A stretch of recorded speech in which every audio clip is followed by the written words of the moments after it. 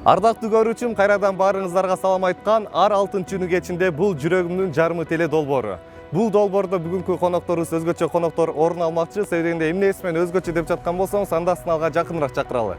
Интернет желесинде өздөрүн тарткан видеолор бүтүндөй коомчулукка жагып, керек болсо миллиондогон көрүүчүлөр топтоп жаткан интернет жылдыздары, блогерлер Жыргалбек Кудайкулов жананын келинчеги Мадина Жунусова конокто. Андыктан биз менен бирге болуңуздар, алыстабай туруңуздар.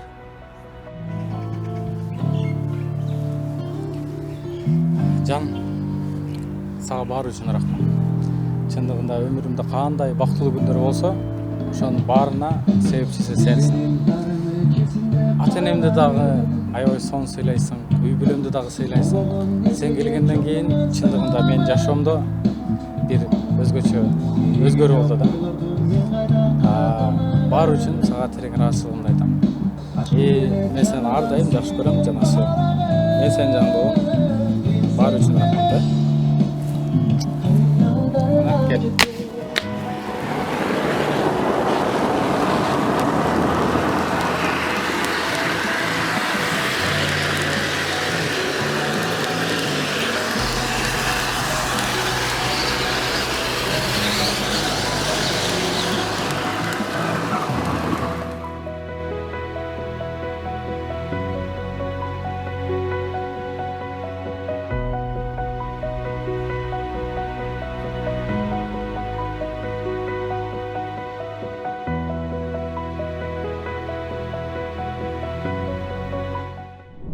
Ардактуу көрүүчүбүз, өзүңүз көргөндөй ушундай сонун манайда сонун түгөйлөр келип, бүгүнкү биздин берүүбүздүн коноктору болуп жаткан чагана негизи эле алгачкы суроону береличи, Мадина айым. Мисалы үчүн, Жыргал мырза жаңы эле баягы турмуш курардын алдында ушинтип кол сурайт эмеспи? Ошондой болду беле?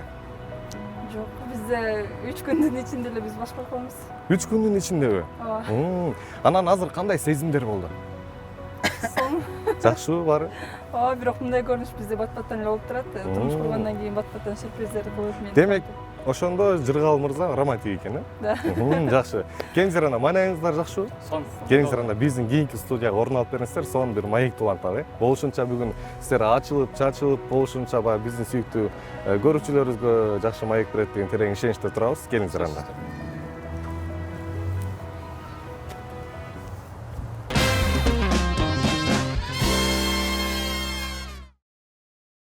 Сонун манайда бүгүнкү көрсөтүүбүздү баштоо алдында турабыз. Андыктан баарыңыздарды, бүт жумуштарыңыздарды токтотуп, дароо сыналга жакыныраак чакырып өтөбүз. Себебинде бүгүнкү интернет жылдыздары өздөрүнүн жашоосундагы кызыктуу күндөрүн жана ошондой эле жашоодо кандай оор кыйынчылыктар болгон болсо, ошол оор кыйынчылыктарды канчалык деңгээлде бирге жеңип өткөнүн сиздер менен бөлүшүү алдында турат. Андыктан бизге ийгилик каалап коюңуздар. Анан манайыңыздар жакшыбы?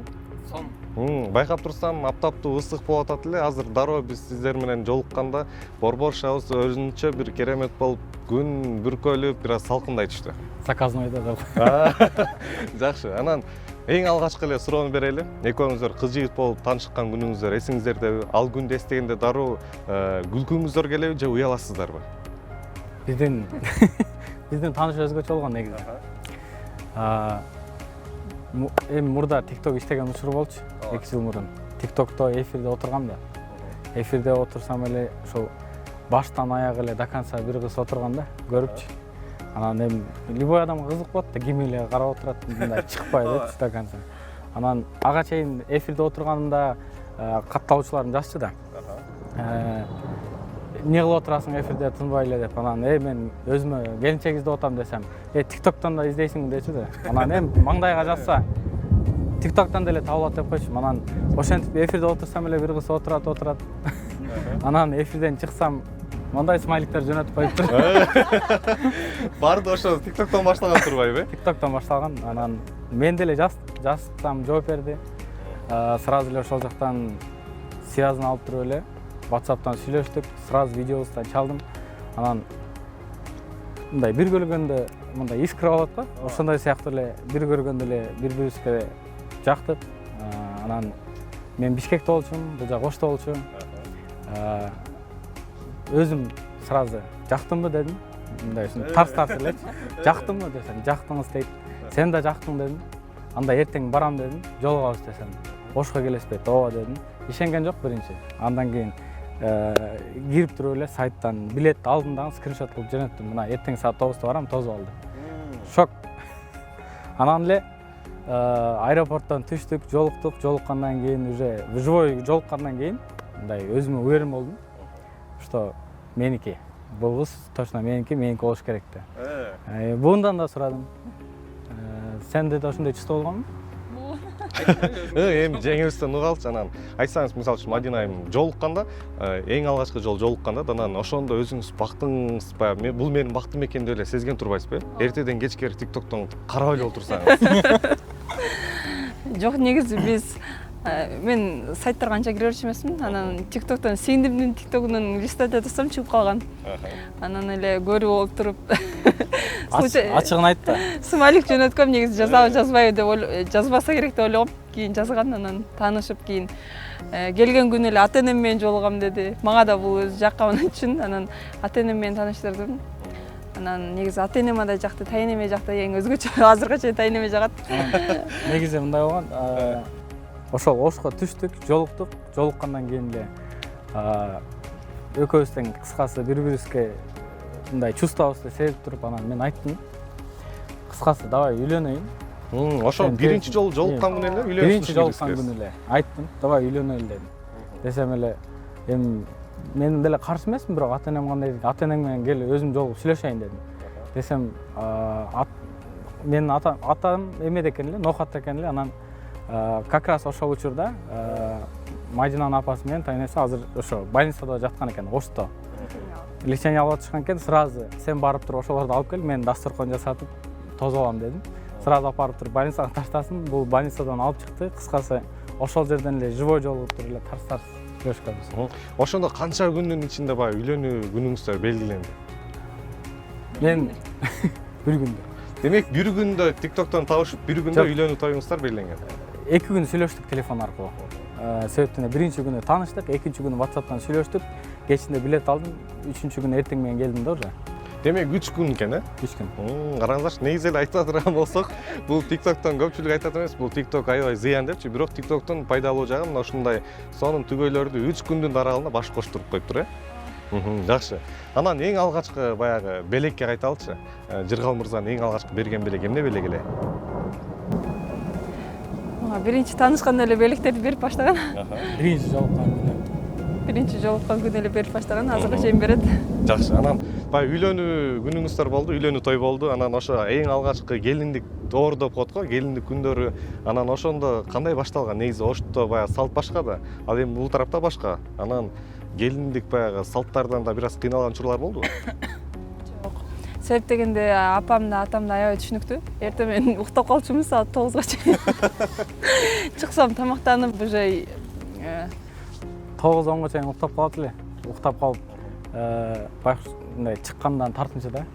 Кеч туруп алып, эшикти карап коюңузчу, атам менен апам жок экен, жок болсо чыгып кетейин деп. Жакшы, анан сиздерди байкай турган болсок, интернет желесинде мисалы үчүн Жыргалбек мырза Мадина айымга кантип сунуш кылган? Баягы эң алгачкы жолу келинчегим бол деп айтаарда бир аз мындай кооптуу учурлар болдубу?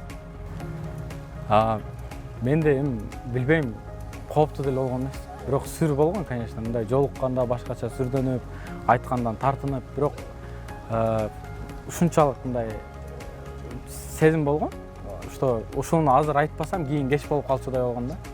Ошон үчүн сразу айтыш керек болгон, сразу айткам. Анан даже ошол апамдарга деле өзүм жалгыз жолуккам. Өзүм жалгыз барып жолугуп, сүйлөшүп, анан мен ошол тайнесинде жаккан жерим чечкиндүү жигит экен деп сразу макул болгон. Жакшы, анан негизи айтат го, чыныгы бактылуулардын тоюнда жамгыр жайт деп, жаңысыңар экөөңүздөрдүн баягы бактылуу мүнөттөрүңүздөр, анан баш кошкон күнүңүздөрдү эстеп атканда азыркы учурда бизде дагы жамгыр жаап аткан учур. Караңыздарчы, бул дал келген шайкештик. Биздин ошол биринчи жолуккан күнүбүздө да жамгыр жаган. Жакшы, эмне деген түгөйлөр? Өзүбүзгө деле ошол жагат да, мисалы, жамгыр жаап калган учурда экөөбүз үйдө болсок деле эшикке чыгабыз дагы машинага отуруп алып, айнегинде мындай жамгырдын үнүн угуп отура беребиз да. Рахат алып. Өзүңүз баягы бүгүнкү биздин берүүбүздүн башында айтып өтпөдүңүзбү, баягы заказ менен алып келдим депчи. Ошондой эле болгон окшойт да. Анан сиздерге суроолор бар, кыска суроолор. Эгерде кимиңиздерге тиешелүү болсо, колуңуздарды көтөрүп койсоңуздар болот, Даярсыздарбы? Үй бүлөлүк жашоо боюнча үйдө ким кожоюн? Үй жумуштарын кантип бөлүшөсүздөр? Ким бөлүшөт? Тең эле, жакшы. Уруш чыкса ким биринчи кечирим сурайт? Качан сурадың деп кой. Негизи эле ушул жерде баягы бир аз тыным кое туралы, себеби дегенде баягы ар бир үйдө казан аяк кагышат дейт да. Анан эч бир үйдө мен ойлойм, мисалы үчүн казан аяк кагышпаган үй бүлө болбосо керек деп. Анан сиздерде да болот да ушундай учурлар. Анан ушундай учурларда Элдер ойлойт го, биз эми жакшы жактарды көрсөтөбүз, жакшы нерселерди тартабыз, анан эми урушканыбызды тартпайбыз да. Анан эми андай учурлар баарын деле болот. Эми анысы жок, жашоо кызыксыз дегендей. Бизде деле анча-мынча урушуп турабыз, үнүп турабыз, бирок главный чечишти билиш керек. жакшы. Анан баягы ошо казан аяк кагышканда урушту ким биринчи баштайт? Жакшы. Кийинки суроо. Жубайыңар менен чогуу контент тартуу кыйынбы же күлкүлүүбү? Башында кыйын болгон. Себеп дегенде башында вообще сүрөткө да түшпөйт болчумун. Ошон үчүн даже биринчи таанышканда видеобуздан сүйлөшүп анан көргөм да. Сүрөтү жок болчу. Анан башында кыйналганбыз, тартканда мындай видеону араң тартып, монтаждап, монтип чыксаң анан жакпай калат болчу. Өчүп салыңыз дейт болчу. Ушундай учурлар болгон да. Анан азыр уже мындай бир-эки тартылып, көчөдөн элдер таанып, уже буга мотивация болду да. Тартабыл деп. Анан мисалы үчүн ошо баягы блогер катары бүтүндөй коомчулук сиздерди таанып калышты, көчөдөн көргөндөр да билип калды. Анан ошол блог тартууга мисалы үчүн эң биринчи сиз сунуш кылган турбайсызбы, келинчегиңизге? Ооба, негизи мен мурдатан тартат болчумун. Бирок мындай жакшы киришип баштаганбыз, ошо үйлөнүп экөөбүз чогуу тарткандан бери мындай чоң аудитория топтодук да. Жакшы. Анан мисалы үчүн ошол TikTok'торду тартып атасыздар, Instagram'да айтор баардык жакта өзүңүздөр блог алып барып атасыздар. Анан ошол блог алып барганда эң алгачкы баягы жолу баягы көрүүчү топтогон да. Мисалы үчүн Instagram'дан карай турган болсок, 8 миллиондон ашык, 9 миллионго жакын көрүүчү топтогон экен. Анан ошондо кандай сезимдер болду? Сизде мисалы үчүн ойлор болду, мен дагы да TikTok тартам, мен мындан ары депчи? Ооба, мен ар дайым айтам же, мен мурда чынында тартылчу эмесмин, азыр өзүм айтам, мынтип эле мындай тарталы деп. Анан негизи эле кайненеңиз, кайнаталарыңыз кандай кабыл алды? Эч каршы болгон эмес, наоборот, ар дайым колдоо көрсөтүшөт. Мисалы үйдүн жумушу калса калсын, съемкаңардын кечикпегиле, баргыла, кыла бергиле, үйдүн жумушу эч бүтпөйт деп мени. Жакшы турбайбы анда? Анан негизи айтсаңыз, мисалы үчүн Жыргалбайке үйдөгү ата-энебиз, алар колдойт турбайбы? Анан көрүп калабыз интернеттен, аларды дагы аябай бир баягы тамашага салып тартып каласыздар. Анан алгачкы жолу баягы тартып баштаганда капа болуп калган учурлар болду алар? Сиздерге сүйлөбөй, камераны көргөндө качып кетип? Жок, андай учур болгон эмес. Себеп дегенде билбейм, ар дайым эле колдошот да. Анан башында эми байкатпай тартат болчук да. Башында мындай реально болот эле да. Анан азыркы учурда мындай байкап кала турган болуп калды, уже мындай пранк тартыш кыйын болуп калды да. Камераны коюп, эми тартып атканыбызда эле байкап калышат кыскасы. Азыр уже тартыш мурункудан караганда кыйын болуп калды, бирок всегда колдошот. Кандай учур болбосун поддержка кылып турушат. Жакшы. Анан мисалы үчүн баягы видео тартып аткан учурда мага жакпай калды, койчу, кайра баштан тарталычы деп ким көбүрөөк айтат ушуну? Жакшы. Анан үйдө деле камера жандуу болуп тургандай сезилеби сиздерге? Мага ошондой эле сезилет. Мындай эми себеп дегенде биздин жумушубуз, эмебиз мындай постоянно ушул камера менен болгондуктан мындай камера досубуздай эле болуп калган да мындай. Жакшы. Анан жеңе айтсаңыз, мисалы үчүн баягы ар бир тарткан видеолор көпчүлүккө жагып атат, көрүп атабыз, бирине бири баягы поделиться деп жөнөтүшүп атат, сактагандар аябай көп экен. Анан ошолордун арасында баягы элөөсүн элек жок деп коет. Анан ар ким баягы экран артында туруп алып кыйын болгондор аябай көп да. SMS билдирүүлөр жазып, комментарийлер жазып, анан ошол билдирүүлөргө, комментарийлерге капа болуп калган учурлар болду башында? Башында аябай көп болчу, негатив жазгандарда илек болчу кээде. Азыр бирок билбейм, бирок андай деле көп эмес негизи негатив. Эми комментарийдин арасынан бирден экиден чыгып калса окуп алып ыйлачым да, эмнеге мындай деп жазат билбей туруп деп. Азыр көңүл бурбайм, блокировка кылып алам. Мурда отуруп алып ыйлачу, отуруп алып эмнеге мынтип, бул ким экенин тааныбайт. Анан отуруп алып даже жазып чыкчу. Эриндестен урушуп, сен каяктан көрдүң деп. Азыр уже көрбөйт, мындай окубайт, эми арасынан мындай листайт этип эле. Эң башкысы маани бербейт. Маани бербейт. Жакшы. Анан баягы экөөңүздөрдүн түтүн булап жашаганыңыздарга канча жыл толду? 2 жыл. 2 жыл. 2 жыл 1 ай болду. Жакшы, 2 жыл 1 ай. Анан кийинки тамашалуу суроолор бар. Ооба, жок деп жооп берсеңиздер болот, Ким көбүрөөк унутчак? Ким үйдөн көп кийим заказ кылат? интернетти ача калып эле заказ кылган. Ким тамак жокпу деп эртең менен сурайт кайра. Жакшы, анан ушул жерде да бир аз тыным кылалы. Тамак дегенде баягы Жыргал мырзанын жакшы көргөн тамак кайсы тамак? Багман. Турабы?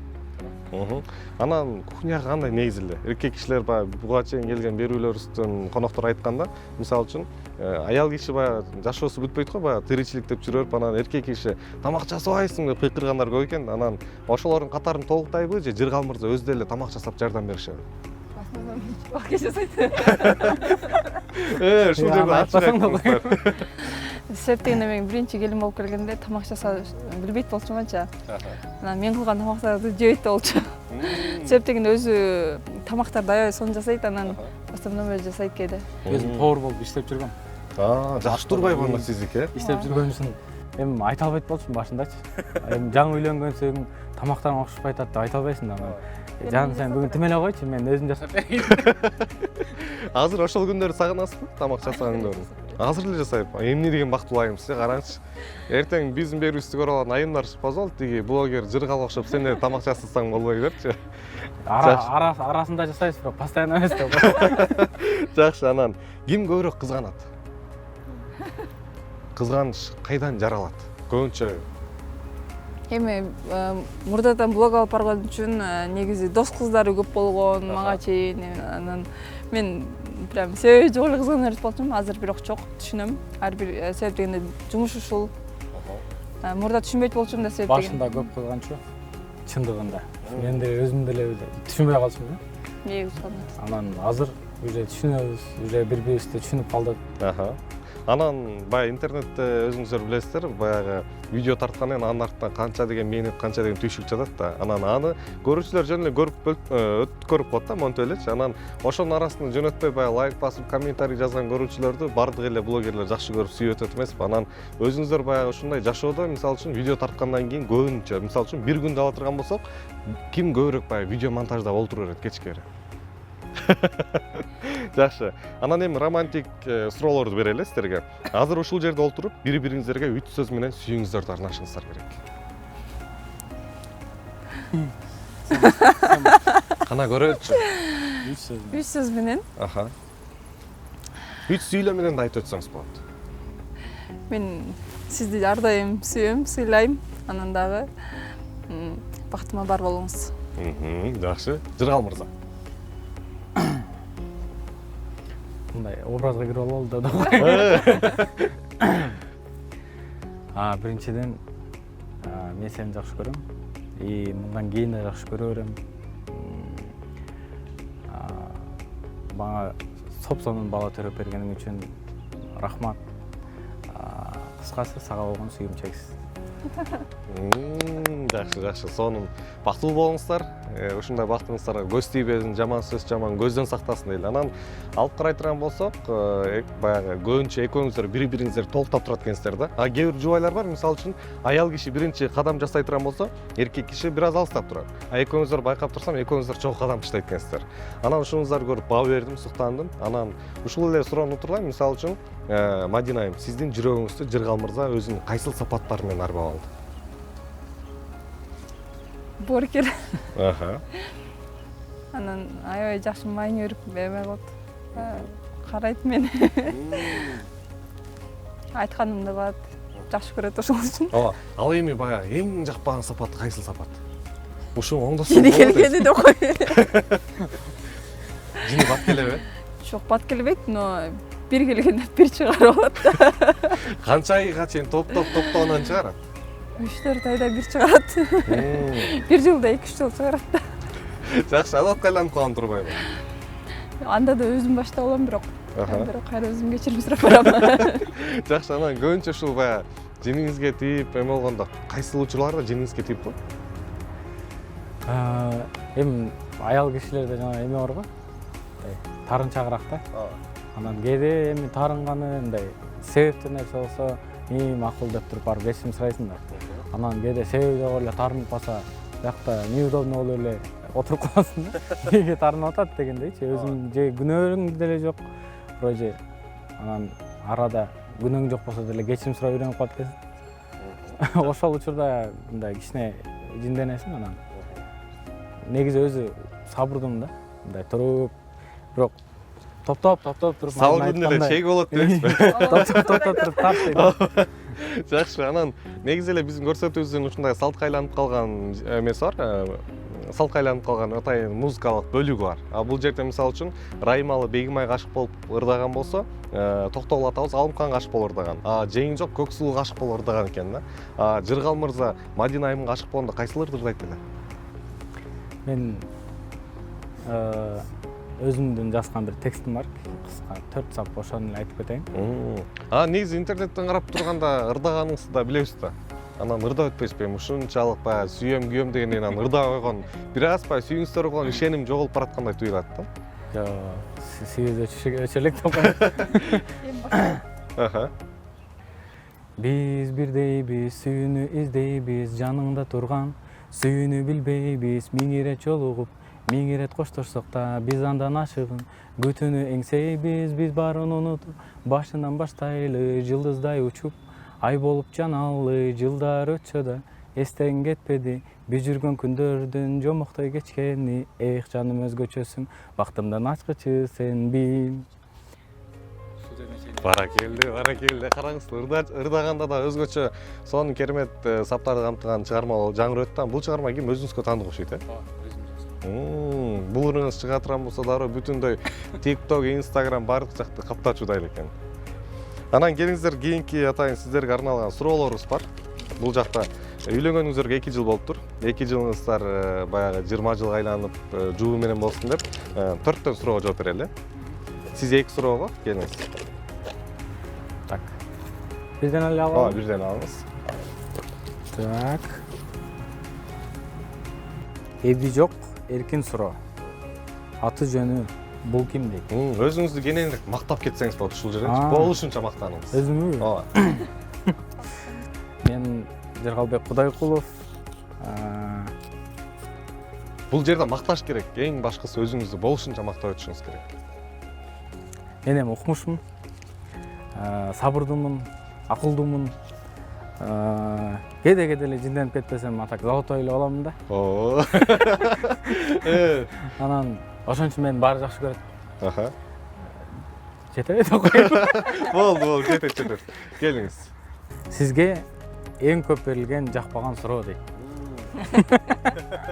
Неге дегендейм. Неге? Эң көп жакпаган суроо ошол жана жашыңыз канчада деген жакпайт азыр деп коеюн. Анан ошол неге деген жак.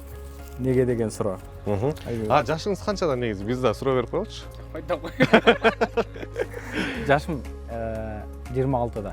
27-ге толуп атабыз.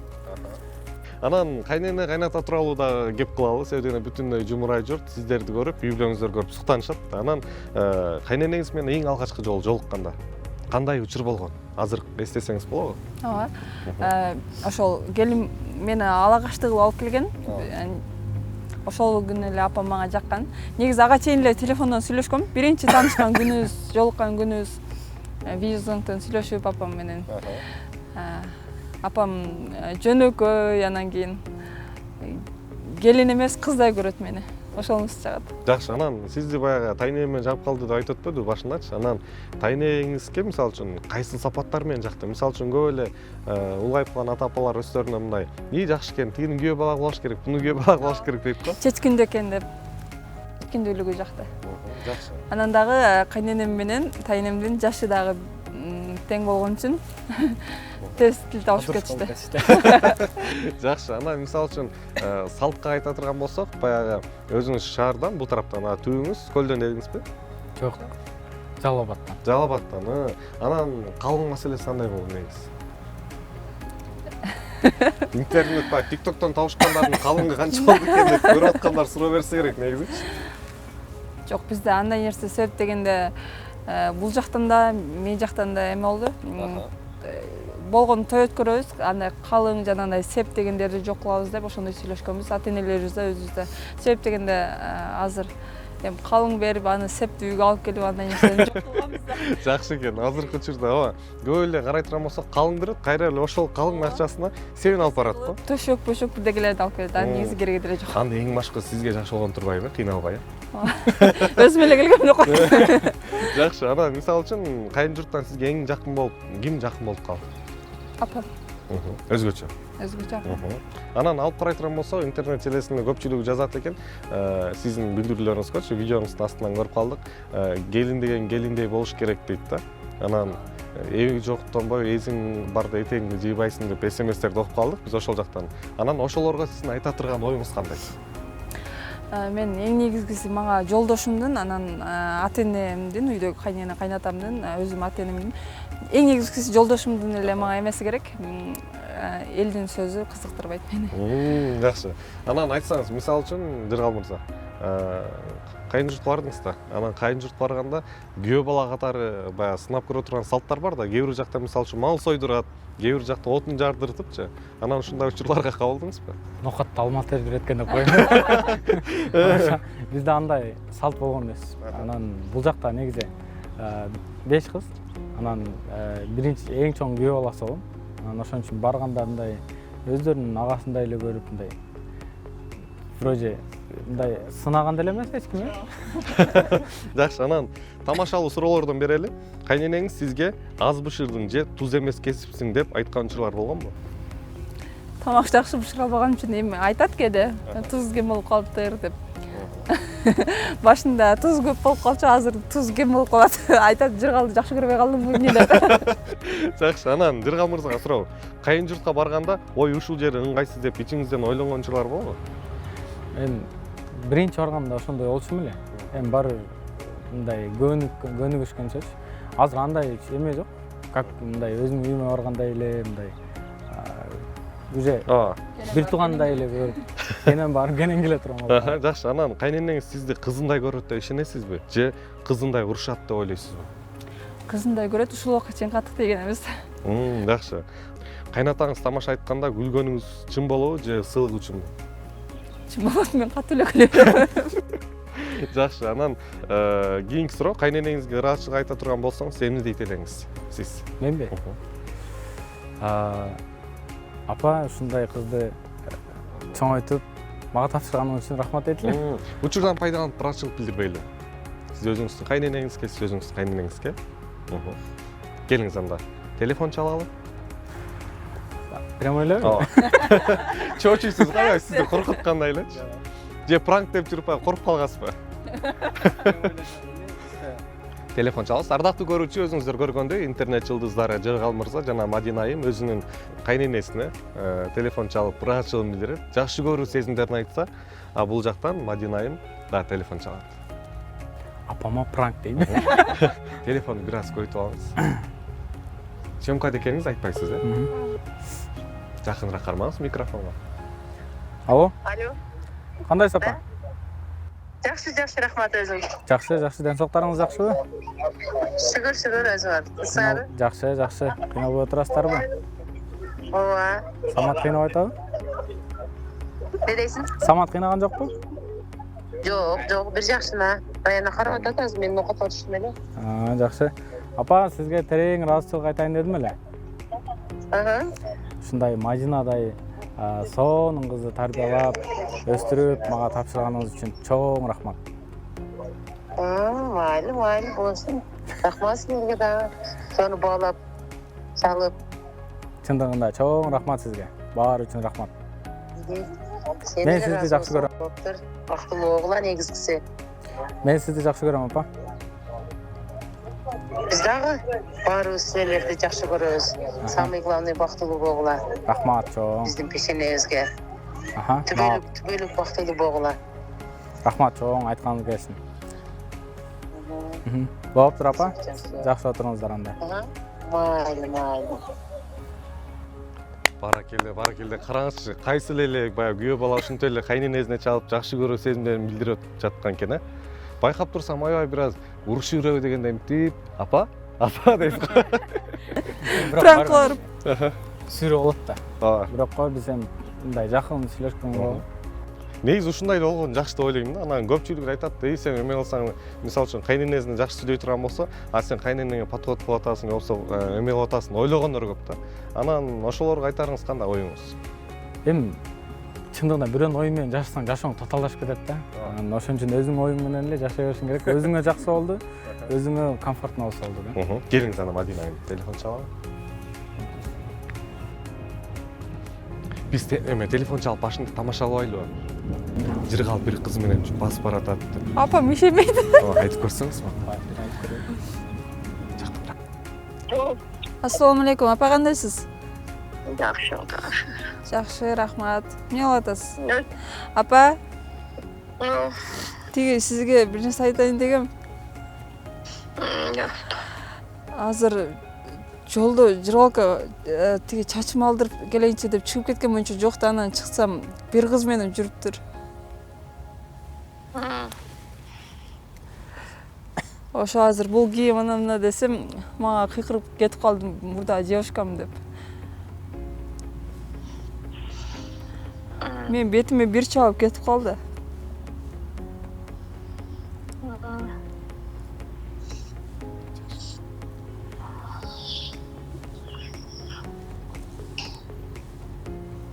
Телефонун да мага таштап кетип калды, телефонун таштап.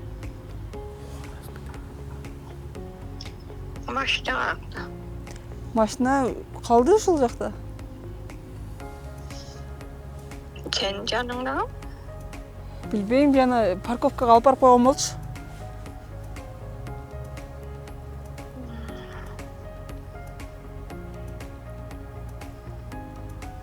Апама айтам, сен айтсаң айта бер деп телефон таштап кетип калды.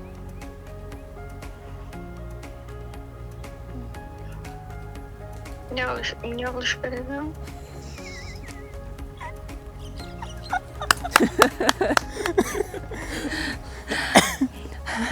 Апа, бунун баары тамаша.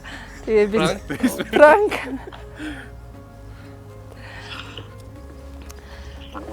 Жинди кылып койгула ошо. Тамаша апа баары. Биз сиздерди жакшы көрөбүз, атам экөөбүз деп. Көнүп бүткөн да. Уже реакция жок.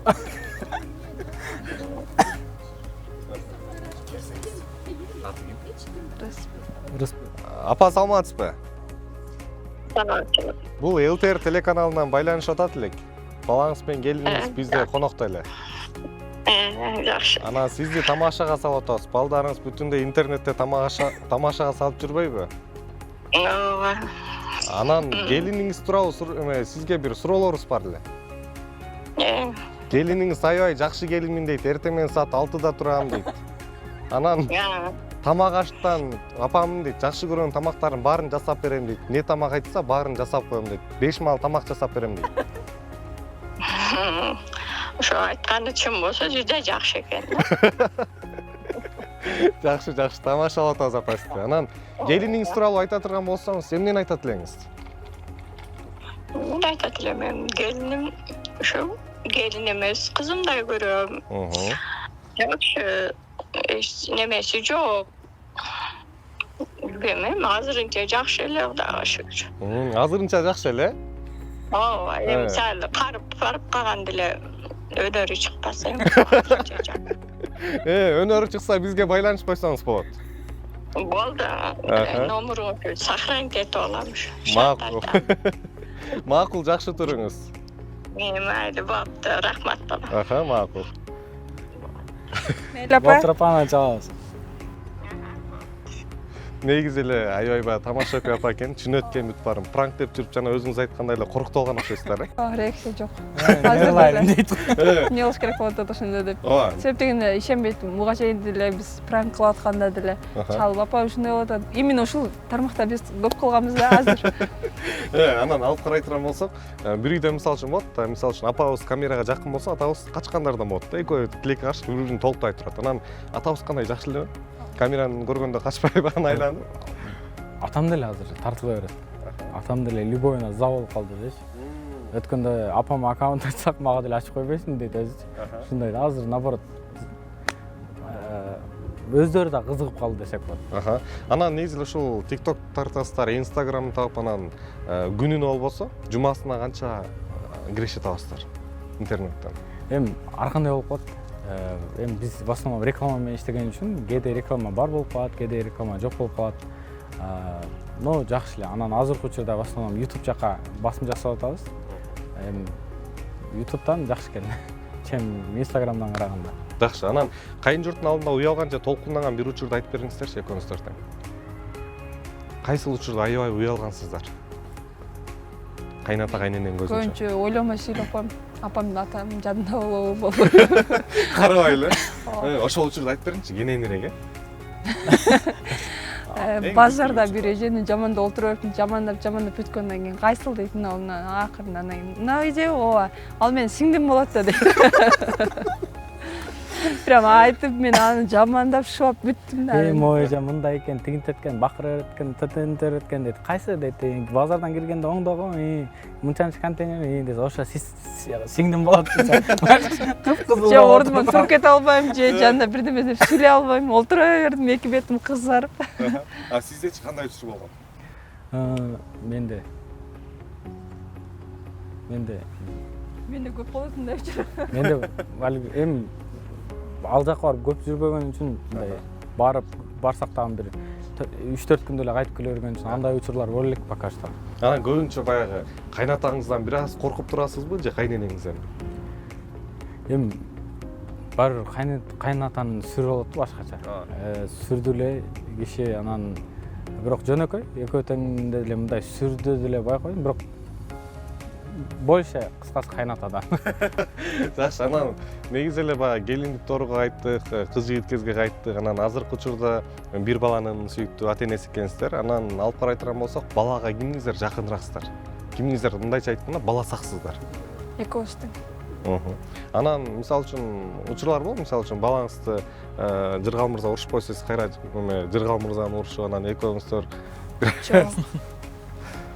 Мени наоборот урушат. Мен урушуп койсом, бул урушат, а бул урушкан, эми бул урушпайт да. Мен урушканын көрө элекмин. Мен кээде урушуп коем. Урушсам урушат. Ал кичинекей эч нерсени түшүнбөйт, эмне урушасың деп мени урушат.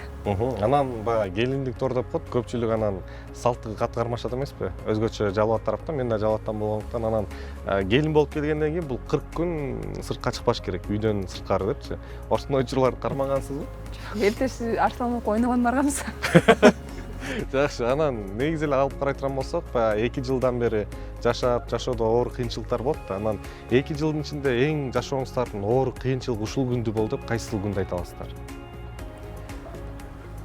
Эң кыйын учуру Казакстанда жүргөндө болду. Жаңы үйлөнүп, 4 айдан кийин биз жаңы үйлөнүп эле 10 күндөн кийин Россияга кетип калганбыз договор мененчи. Ал жакта иштеп жүрүп, 3 ай договор бүткөндөн кийин Казакстанга келдик. Казакстанда канча ай жүрдүк? 1 ай жүрдүкпү? 2 ай жүрдүк. Астана борборунда. Прям ошол жактагы 2 ай вообще унутулуш болду да. Эмнеси менен унутулуш болду? Биринчиден токсикоз. Токсикозу өлө күчүп аткан учур болчу, прям тамак кылбайт болчу, мен иштейт болчумун, окутат болчумун да ал жакта, сабак берет болчумун. Мен сабак берип өзү балдар менен нерв болуп келсем, үйдө бул нерв кылат эле кыскасы. Тамак берсем жебейт эле, же өзү кылбайт эле, фруктуларды алып келип берет элем, фруктуларды дагы мындай эми зорго жедирет элем да. Аарыктап кеткен, күндө уруш, күндө кырылыш, прям күндө кырылышып эле эшикке чыгып кетет, аркасынан ээрчип алып жүрөм мен. Эми чужой жердебиз.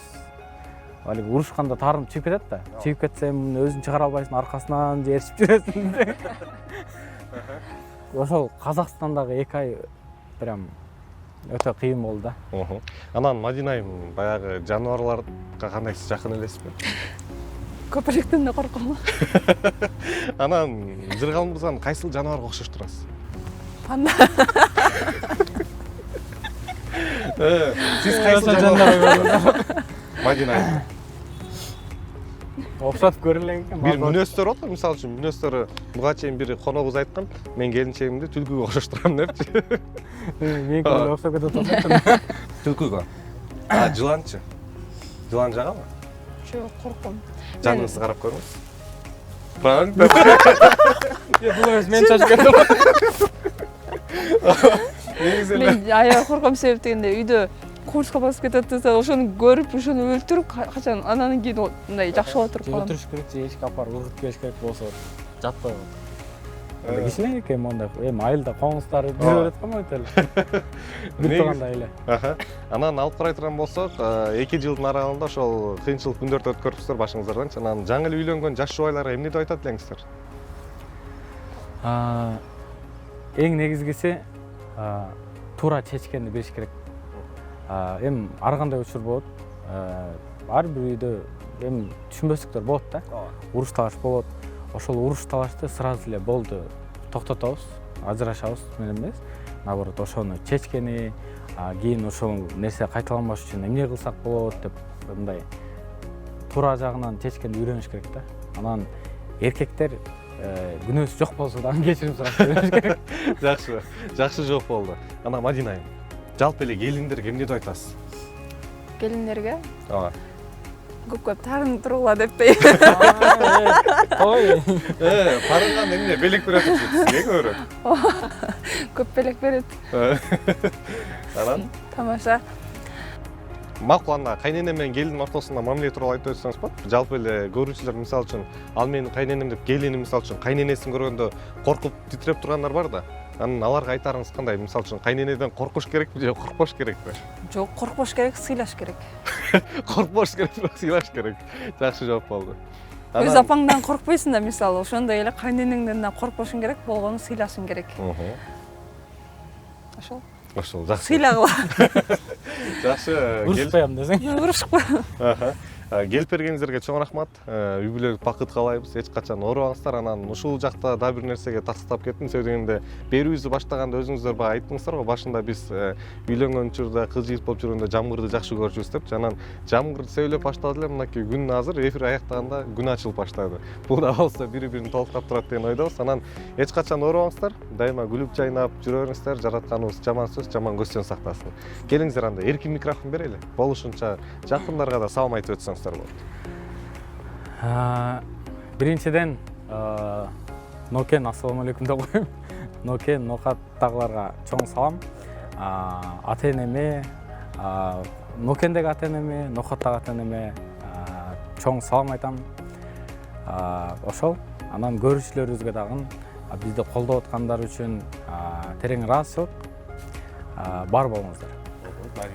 Мен деле ошол ата-энеме жана бир туугандарыма, жакындарыма баарына ден соолук каалайм биринчи очередь. Анан кыргыз элиме да чоң рахмат. Ушул бизди колдоп, ар дайым колдоп турган үчүн. Анан сиздердин да ишиңиздерге ийгилик. Чоң рахмат. Аягында айттыңыз го? Жакшы. Рахмат. Колдооңуздарга чоң рахмат деп турам. Бир аз токтоп калдыңыз да, баягы TikTok'та олтурганда элечи айтып баштап келип турган токтоп калдыңыз. Байкап калдым. Себеби дегенде подарка кытабыз, подарка топим дегендейчи. Чоң рахмат келип бергениңиздерге. Сиздерге да рахмат. Сүйүктүү көрүүчү интернет жылдыздары Мадина айым жана ошондой эле Жыргалбек мырза келип бүгүнкү биздин берүүбүздүн коноктору болуп кетти. Анан келиңиздер, эркин микрофон берели. Бизди көрүп аткан катталуучуларыбызга жана кыргыз элине терең ыраазычылык. Себеп дегенде сиздердин колдооңуздар менен биз ушул даражага келип отурабыз, жетип отурабыз. Ошол рахматымды гана айткым келет. Мадина айым. Мен да ошол эле барыңыздарга чоң рахмат колдооңуздар үчүн. Чоң рахмат, келиңиздер. Ардактуу көрүүчүбүз, бүгүнкү бизге ушундай сонун мүмкүнчүлүктү түзүп берген Мериме Дримге да чоң рахмат айтабыз, ыраазычылык билдирип кетебиз. Жана ошондой кимде ким ушундай сонун түгөйлөрдү кийинкиден кимди көрүңүздөр келсе, албетте биздин комментарий бөлүмгө жазып койсоңуздар болот. Сиз жакшы көргөн атактуулардын, тактап айтканда эл арасынан кызыктуу каармандарды да издейбиз. Андыктан биздин редакцияга байланышсаңыздар болот. Бүгүнкү көрсөтүүнүн алып баруучусу жана автор Нурбай Ормоналиев болду. Жакшылыктардан көрүшөлү, бар болуңуздар. Кийинки 6-күн кечинде жолукканга чейин аман болуңуздар.